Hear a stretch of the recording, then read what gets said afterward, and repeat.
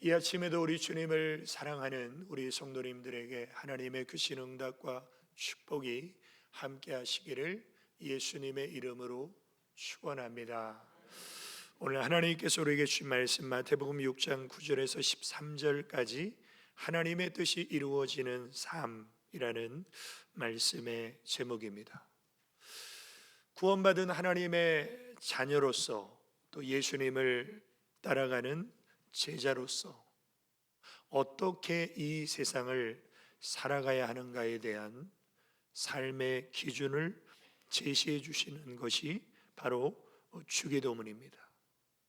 그래서 우리는 하나님의 뜻을 알고 그 뜻대로 살기 위해서 우리는 반드시 기도의 삶을 살아야 되는데, 오늘 두 번째 시간은 하나님의 뜻이 이루어지는 삶. 제가 어렸을 때 민혜경이라는 가수가 불렀던 노래 제목 중에 내 인생은 나의 것이라는 노래가 있었습니다. 근데 이 노래는 청소년들에게 반항심을 불러일으킨다고 해서 금지곡 판정을 받았는데, 가사의 내용이 이렇습니다. 내 인생은 나의 것, 내 인생은 나의 것, 그냥 나에게 맡겨주세요. 내 인생은 나의 것, 내 인생은 나의 것, 나는 모든 걸 책임질 수 있어요. 사랑하는 어머니, 부모님은 나에게 너무나도 많은 것을 원하셨어요. 부모님이 너무 내 인생을 부모님의 뜻대로 만들려고 간섭하지 말아 주십시오. 제 인생은 제가 알아서 하겠습니다. 이런 내용이에요. 그런데 우리가 하나님의 말씀을 보면 내 인생은 나의 것이 아니에요. 내 인생은 부모 것도 아니에요. 내 인생은 배우자 것도 아니에요. 내 인생은 하나님의 것입니다. 왜 내 인생이 하나님의 것인가? 예수님의 십자가의 보혈로 하나님은 우리를 원수 마귀에게서 핏값을 주시고 사셨기 때문에 우리는 하나님의 것이다. 그것이 고린도전서 6장 19절의 말씀 아닙니까? 너희 몸은 너희가 하나님께로부터 받은 바 너희 가운데 계신 성령의 전인 줄을 알지 못하느냐? 너희는 너희 자신의 것이 아니라 예수님의 핏값으로 산 것이 되었으니 그런즉 너희 몸으로 하나님께 영광을 돌리라. 내 영혼에는 예수님의 피가 흐르고 있어요. 주님이 핏값으로 나를 사셨기 때문에 내가 하나님의 것이라면 내 인생의 목적과 삶의 이유는 반드시 달라져야 됩니다. 이 세상에는 먹기 위해 사는 사람이 있죠. 살기 위해 먹는 사람이 있죠. 근데 우리는 고린도전서 10장 31절에 보면 그런즉 너희가 먹든지 마시든지 무엇을 하든지 다 하나님의 영광을 위하여 하라. 이것이 하나님의 것임을 인정하는 사람들의 인생의 목적입니다. 그런데 이 세상의 많은 사람들은 나는 그런 거 몰라, 나는 하나님도 안 믿어, 나는 내 인생 내 마음대로 내 하고 싶은 대로 하며 살 거야, 이런 사람들이 이 세상에 거의 대부분이에요. 그리고 그런 사람들을 향해서 하나님은 말씀하십니다. 그래, 네 마음대로 살아. 그래, 너 하고 싶은 대로 해. 근데 한 가지 꼭 기억해. 그것이 전도서 11장 9절 말씀입니다. 청년이여, 내 어린 때를 즐거워하며 내 청년의 날들을 마음에 기뻐하여 마음에 원하는 길들과 내 눈이 보는 대로 행하라. 네 마음대로 살라는 거예요. 그러나 제가 지금 2주간 동안 강조했죠. 그러나라는 접속사가 나오면 앞에 있는 내용보다 그러나 뒤에 있는 내용이 정말 중요한 것이라고. 그러나 하나님이 이 모든 일로 말미암아 너를 심판하실 줄 넌 꼭 기억해라. 이게 무슨 말입니까? 내 마음이 원하는 대로 하고 싶은 대로 살라는 거예요. 그러나 그 모든 삶의 책임은 너 자신이 지라는 거예요. 어디서? 하나님 심판대 앞에서. 그러면 그러나 뒤에 하나님의 심판이 있는 줄 알라는 경고의 메시지는 무슨 뜻입니까? 네 마음대로 살지 말라는 거예요. 지옥의 형벌을 받고 싶지 않다면 네 마음대로 살지 말아라. 이것이 진짜 하나님의 뜻이라는 거예요. 이 세상의 모든 사람은요, 하나님의 심판대 앞에 서야 됩니다. 누구도 피해갈 수 없어요. 그리고 그 심판대 앞에서 우리가 살아온 삶에 대한 책임은요, 부모가 안 져줘요. 남편이나 아내가 안 져줘요. 내 자신이 그 책임을 져야 돼요. 이걸 정말 아는 사람은 내 마음대로 살지 않습니다. 하나님의 심판이 있음을 믿는 사람은요, 내 기분대로 살지 않아요. 그러면 하나님의 뜻이 이루어지는 삶은 구체적으로 어떤 삶입니까? 첫 번째로 하나님의 뜻이 이루어지는 삶은 먼저 하나님의 나라가 우리 안에 임하는 것으로 시작됩니다. 자, 우리가 하나님의 뜻이 이루어지는 삶은 내가 하나님의 뜻을 안다고 하나님의 뜻대로 살 수 있는 게 아니에요. 내가 교회를 오래 다녔다고 하나님의 뜻대로 살 수 있는 게 아니에요. 하나님의 뜻이 이루어지는 삶의 첫 번째 시작점이 뭐냐면 하나님의 나라가 내 안에 임해야 됩니다.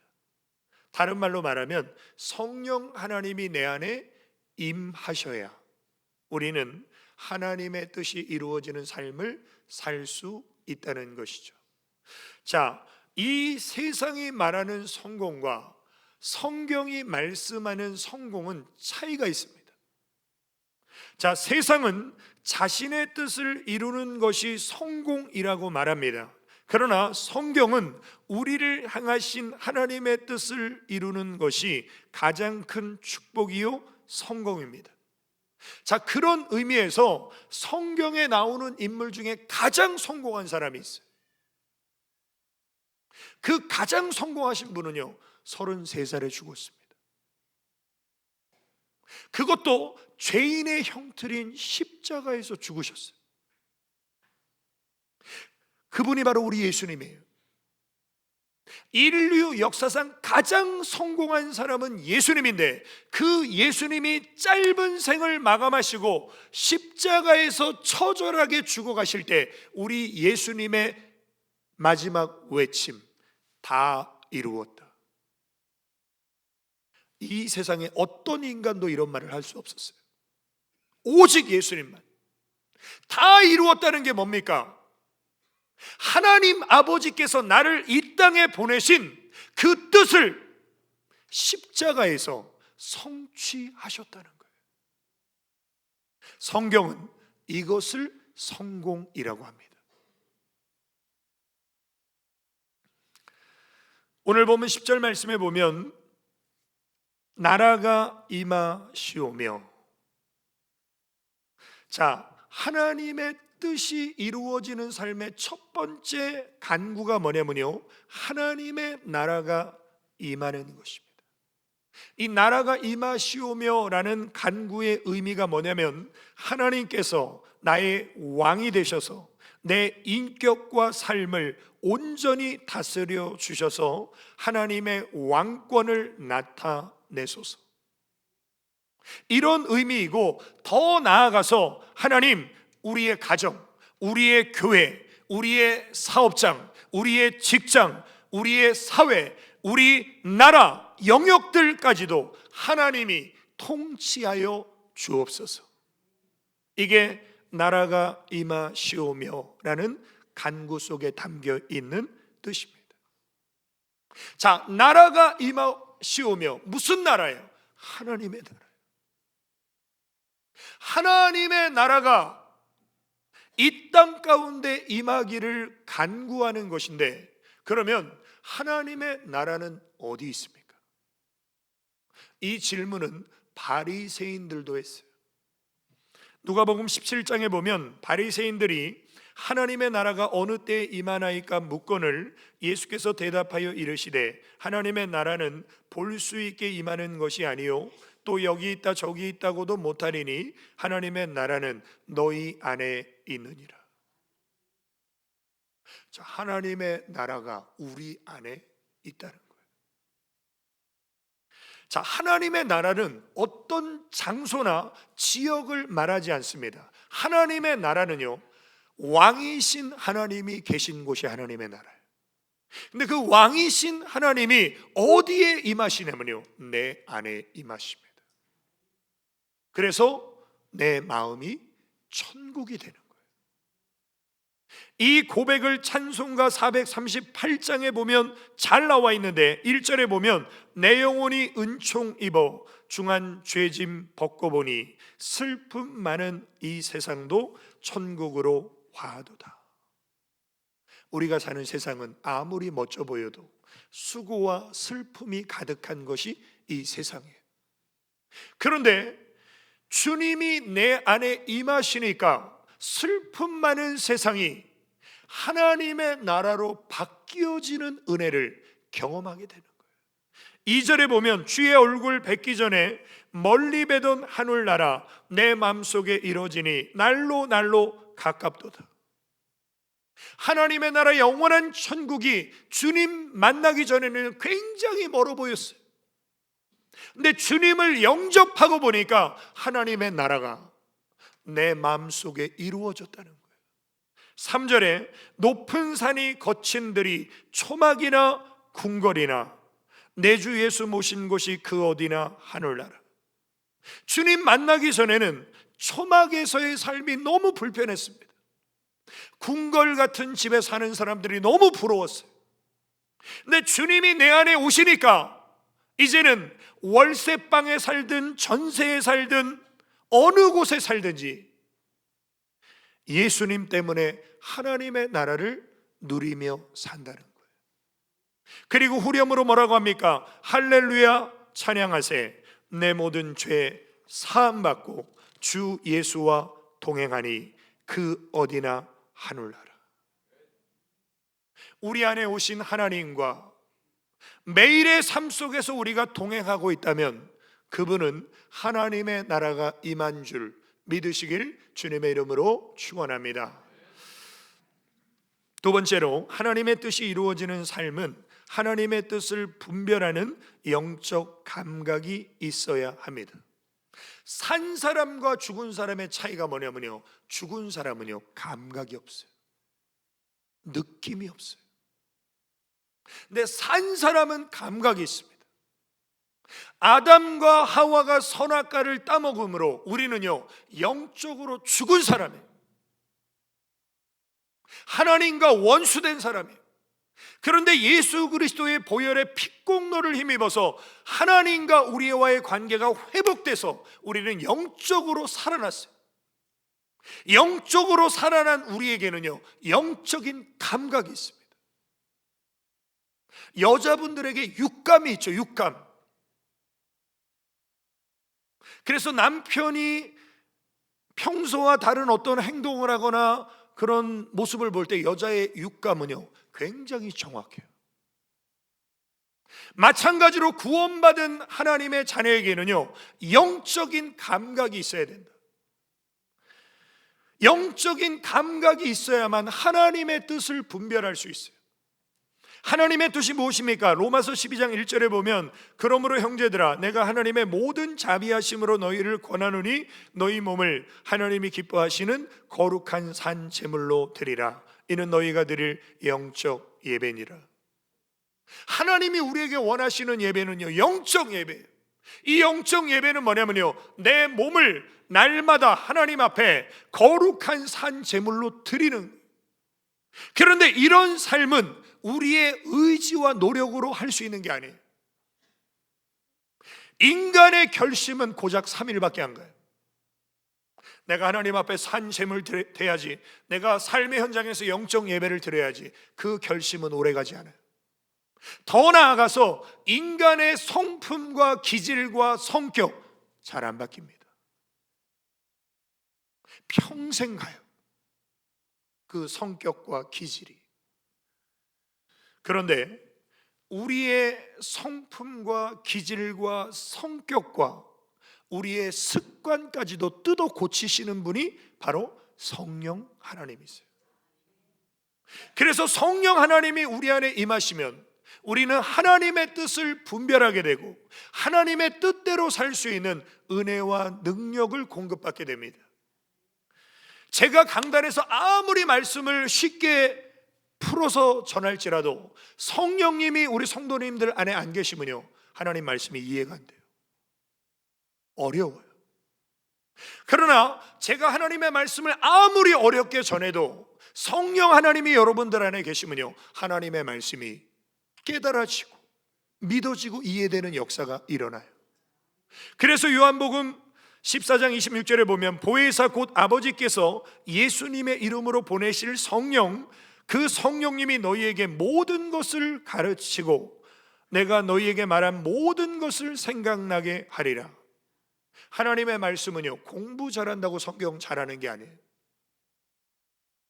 성령님의 기름 부으심이 있는 사람이 하나님의 말씀을 깨닫게 되고, 머리 좋다고 하나님의 말씀이 잘 기억나는 것이 아니라 성령님이 내 안에서 역사하시는 분은 머리가 하얀 백발의 어르신들일지라도 하나님의 말씀이 막 생각나요. 기억나요. 왜? 성령님이 역사하시니까. 그래서 성령님이 우리 안에 임하셔서 하나님의 뜻을 가르쳐 주시고 하나님의 뜻을 생각나게 하시는데, 하나님은 이 시대에 우리가 어떻게 살기를 원하십니까? 로마서 12장 2절에 보면 너희는 이 세대를 본받지 말고 오직 마음을 새롭게 함으로 변화를 받아. 인간은 잘 안 변한다고 그랬죠. 그러나 하나님의 성령이 임하시면요, 우리의 마음이 새로워지고 우리가 변화되게 됩니다.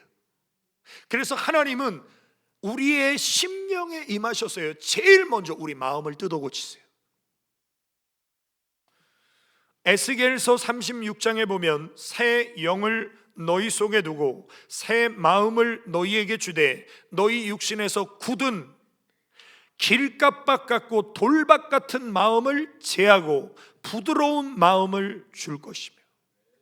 우리는 이 예배 시간에 신령한 수술대 위에 올라서 하나님의 성령의 임재하심을 통해서 돌같이 굳어버린 내 마음을 제거해버리고 부드러운 마음을, 새 마음을 하나님이 우리 마음에 주시면 우리는 하나님의 뜻을 분별하게 되는 것이죠. 그래서 로마서 12장 2절에 하나님의 선하시고 기뻐하시고 온전하신 뜻이 무엇인지 분별하도록 하라. 그래야 하나님의 뜻을 분별하지 못하는 사람이 하나님의 뜻이 이루어지는 삶을 살 턱이 있습니까? 요나처럼요, 하나님이 말씀하셔도 자기 뜻대로 살잖아요. 한 달란트를 땅에 묻어둔 사람처럼 주인의 뜻을 모르니까 그 달란트를 땅에 묻어두잖아요. 이런 사람들은 하나님의 뜻이 무엇인가를 분별하지 못하는 사람들. 마태복음 20장에 보면 하나님의 선하신 뜻이 나오는데, 포도원 주인이신 하나님께서 새벽 6시, 오전 9시, 낮 12시, 오후 3시, 심지어는 오후 5시에 6시면 일이 끝나는데도 놀고 있는 사람 다 포도원에 가서 일해라, 내가 싹을 줄게. 6시가 돼서 일이 끝났는데 5시에 부름받아서 1시간 일한 사람에게 한 데나리온을 줍니다.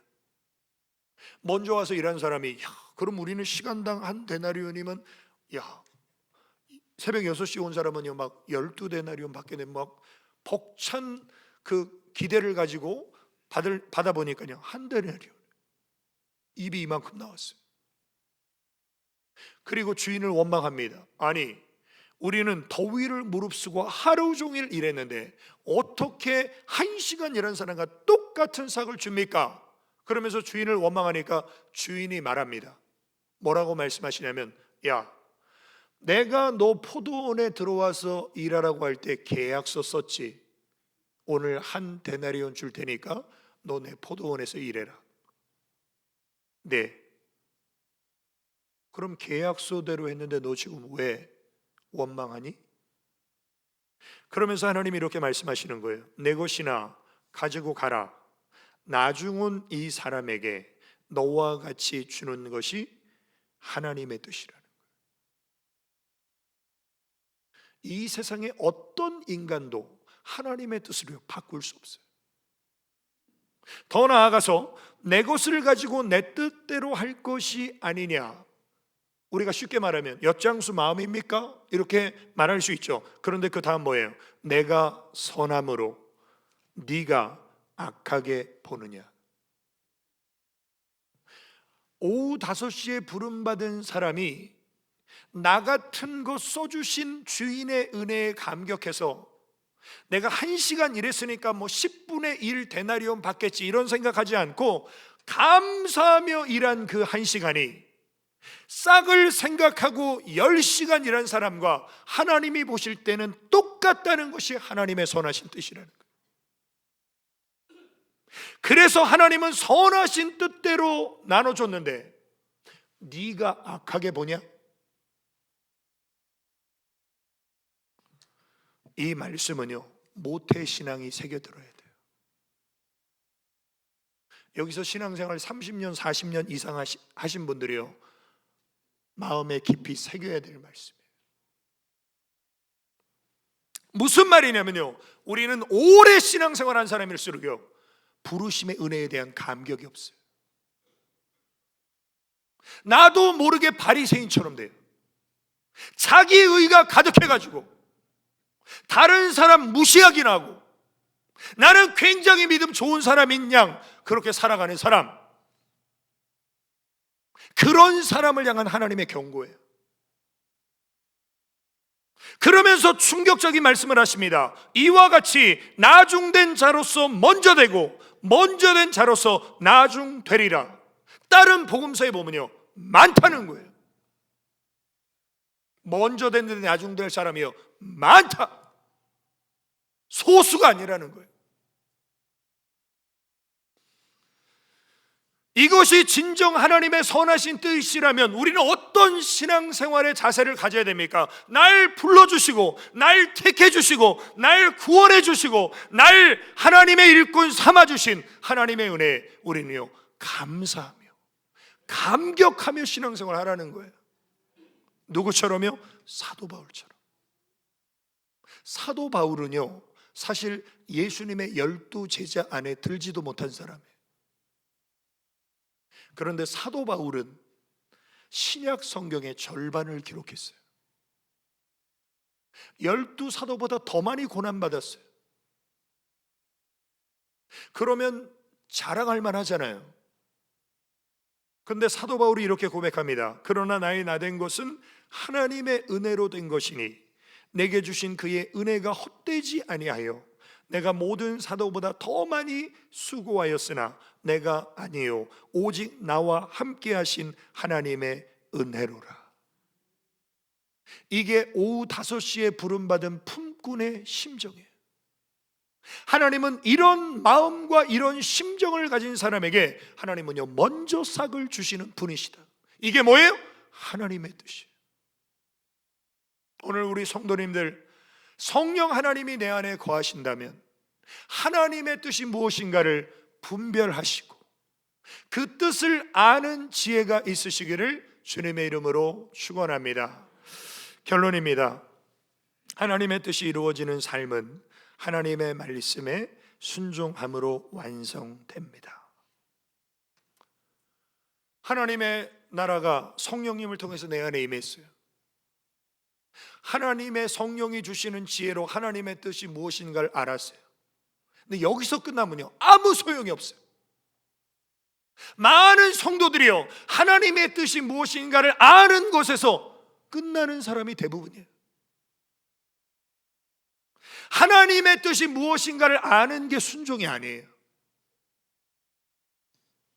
하나님의 뜻을 인정하는 게 순종이 아니에요. 하나님의 뜻을 내가 행하려고 마음 먹는 것도 순종이 아니에요. 진정한 순종은 뭐냐? 순종은 오직 하나님의 뜻을 행하는 것입니다. 하나님의 뜻을 행하지 않고 마음만 먹고 하나님의 뜻을 깨닫기만 하는 것을 우리는 순종으로 착각할 때가 많다는 거예요.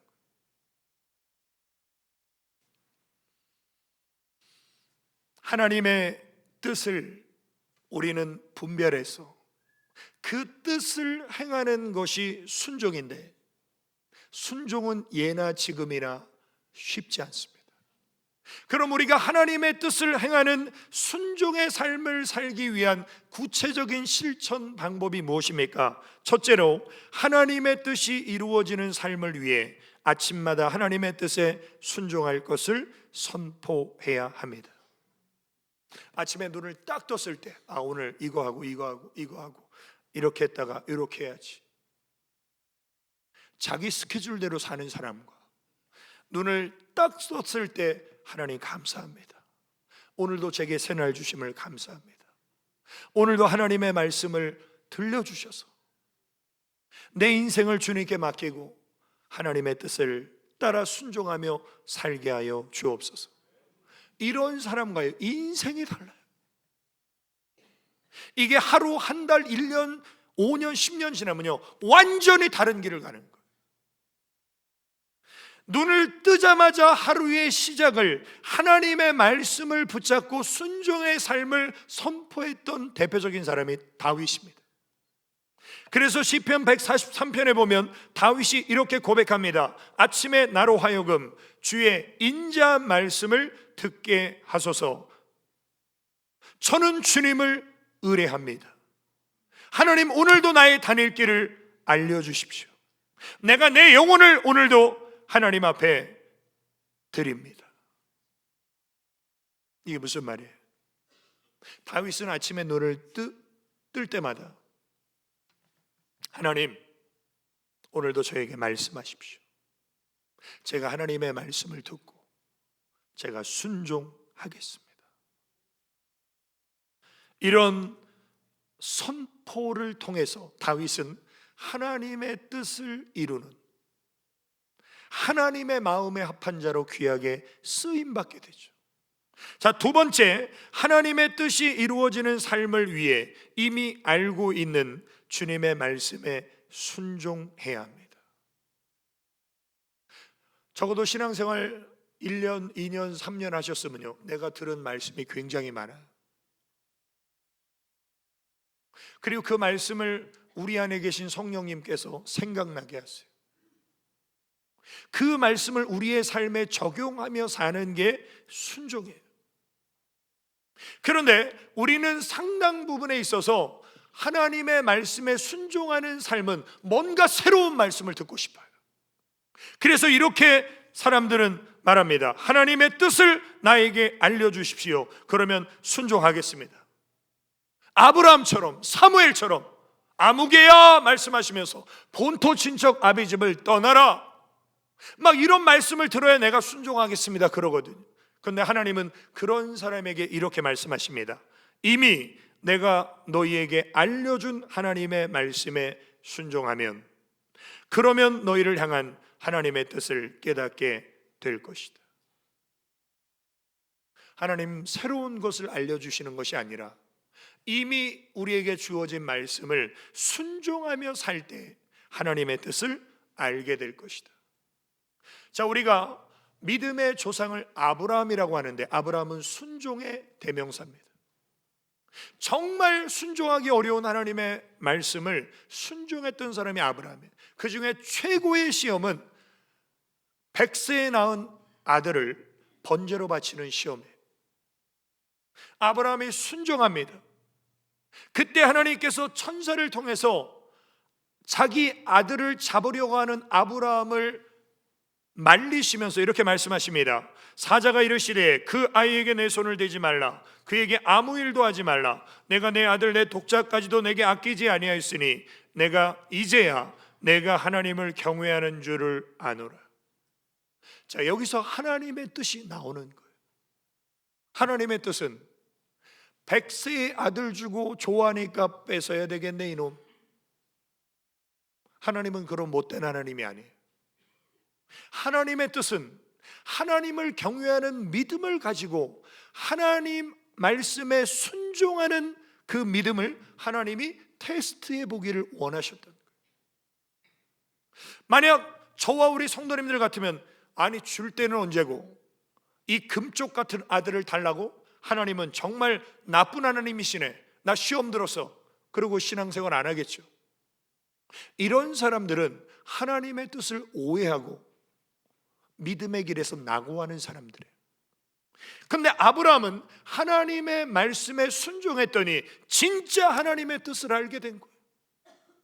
하나님을 경외하는 신앙을 하나님이 테스트해 보시고 그 다음에 이어서 이렇게 말씀하십니다. 이르시되 여호와께서 이르시기를 내가 나를 가리켜 맹세하노니 내가 이같이 행하여 내 아들 내 독자도 아끼지 아니하였은즉 내가 내게 큰 복을 주고 내 씨가 크게 번성하여 하늘의 별과 같고 바닷가의 모래와 같게 하리니.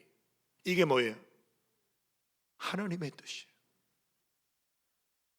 네 아들 내가 뺏어야 되겠다, 이게 하나님의 뜻이 아니라 내가 내게 복을 주어서 네 자손이 하늘의 별과 바다의 모래알같이 많게 되는 복을 다시 한번 너에게 약속한다. 이게 하나님의 뜻이었어요. 또 이어서 뭐라고 말씀하십니까? 또 내 씨로 말미암아 천하 만민이 복을 받으리니. 하나님의 복의 특징은요, 너만 복 받아라가 아니에요. 하나님이 주시는 복의 특징은요, 네가 복을 받아서 너 때문에 다른 사람도 복을 받을 것이다.